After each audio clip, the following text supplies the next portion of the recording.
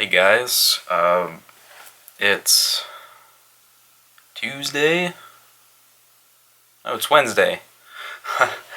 I am just doing nothing. It's like 9:40 and I didn't have a class, so I'm home and was gonna get down to writing Christoph some more, reading a bit and whatnot. So I keep thinking that, well, this thought, a question really, is entertainment,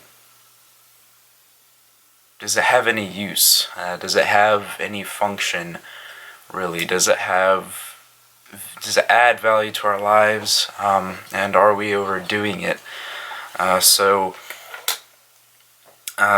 My answer to does it have function would be yes.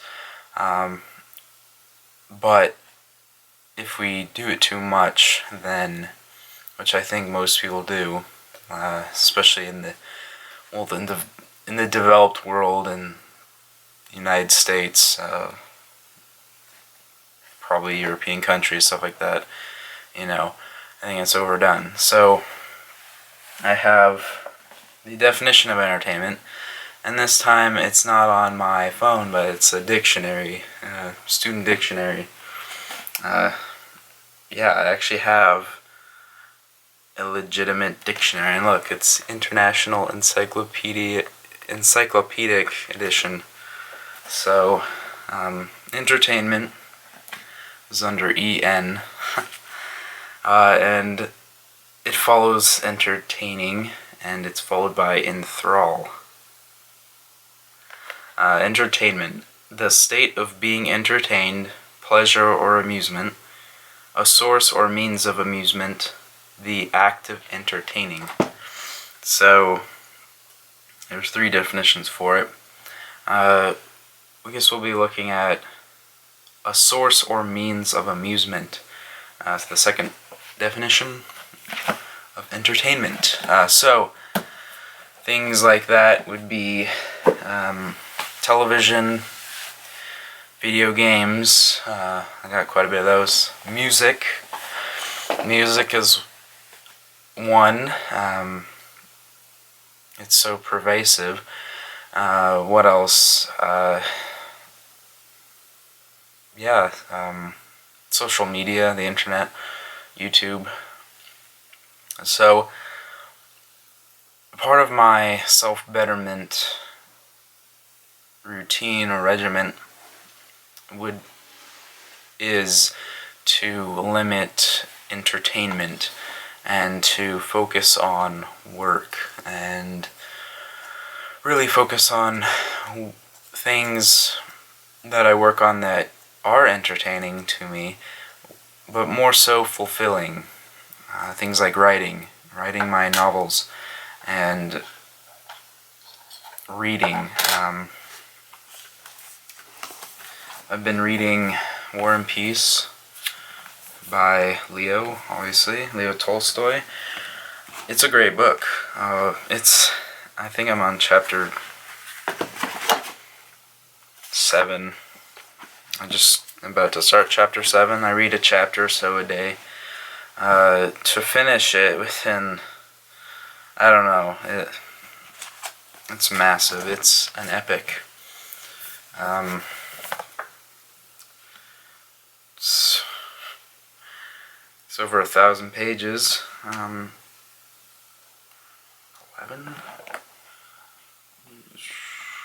I think it's in a couple books. It's broken up into books, if I'm not mistaken. Maybe not. Parts. Part 1, Part 2. I don't know how many parts or chapters each, but it's a lot of reading. And so that's what I've been mostly occupying my time with. Reading War and Peace and The Orthodox Way. Those are the 2 ones right now.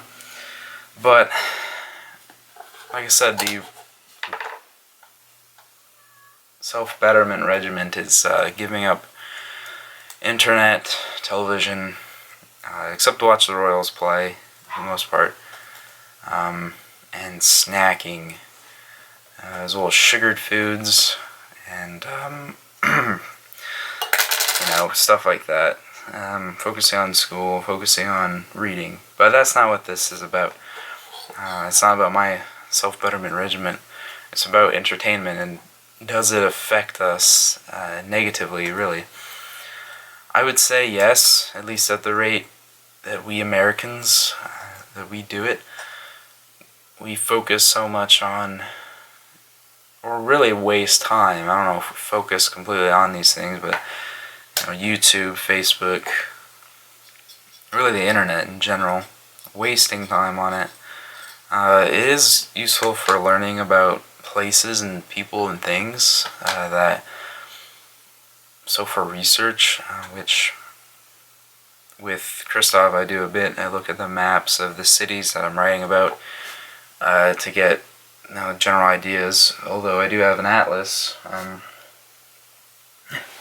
Speaking of books, having an actual dictionary, I have an actual old world, great world atlas, Reader's Digest, probably from the, so beat up, the jacket's beat up. It's, I want to say from the 60s. This thing is from the 60s, so, I got that. Some of it may be a little outdated for the most part.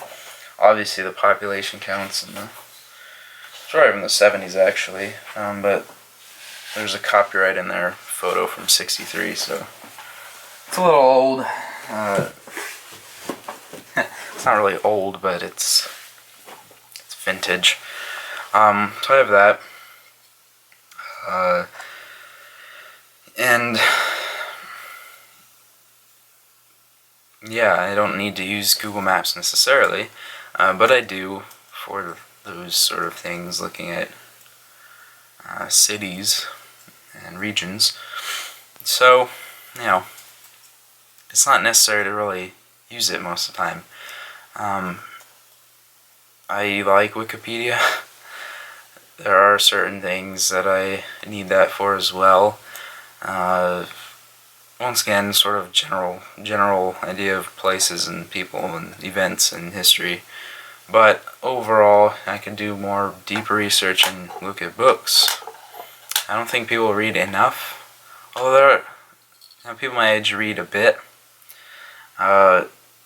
Definitely do not read these classics like War and Peace, The Possessed, I don't know, the Brothers Karamazov. I'm listing Russian ones. Les Miserables, The Iliad and the Odyssey, Evangeline, I don't know if you ever read that. Watership Down, that's a great book about rabbits. Tolkien, Lewis, Chesterton, those kinds of things, but that's what I have, for example, some of it. Robert Frost, I don't know why I'm listing authors now, but what I noticed throughout high school is the new books, the new novels everyone liked, and I didn't. I did read Hunger Games, the first one. I don't know if I finished it completely. I was back in 9th grade, and I don't know, I have all the Harry Potters here, 3 of the Percy Jackson series, but now there's like 3 series of that alone. I have Guardians of Ga'Hoole, and then a series of Unfortunate Events, which now we're just going back down the reading level, but the point is, I didn't really get into most of the popular ones. Divergent, I never read that, and all that, so hipster me, I guess. Too mainstream for me. I just started getting into classic novels. 1800s is so far my favorite. I've got Edgar Allan Poe, Like I said, Robert Frost, which I think he was early 19th century, or I mean 20th century, and like I said, the Russians. So yeah, I'm running out of time really, but the point is, YouTube is just a waste of time usually. That's funny because I'm a YouTuber, not very successful, I may add, but I'm just rambling now. But to answer the question, I think we just overdo it. We should read more fulfilling things. We should write and sit in silence a bit. Turn off the music. Turn off TV. Get off Facebook. I think these things have been really beneficial to my, not really my productivity, but my mental fitness as well. So I would urge you all to do that, and read War and Peace. It's really good. That is all. Yeah, that's all.